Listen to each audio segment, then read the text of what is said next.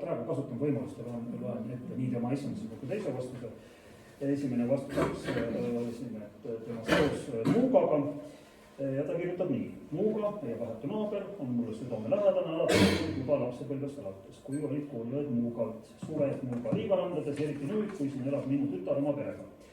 Kandideerin Maardu linna kohalike omavalitsuste valimistel eesmärgiga seista linna eraldi paiknevate piirkondade, olgu see Maardu, Muuga, Järveäärne või Teemeistri tänav oma 5 elumajaga stabiilse arengu ja võrdsete võimaluste eest. Igal piirkonnal on oma nägu, oma traditsioonid, oma erisused, omad probleemid, oma head ja vead. Transport, lumekoristus, aeganõudev teekond kooli, keskustesse ja nii edasi, mida teistel ei ole. Ning linna juhtimisest peaks seda kindlasti arvestama. Ja vastuseks siis avalike teenuste küsimusele mainib Liidia Reftijeva raamatukogu.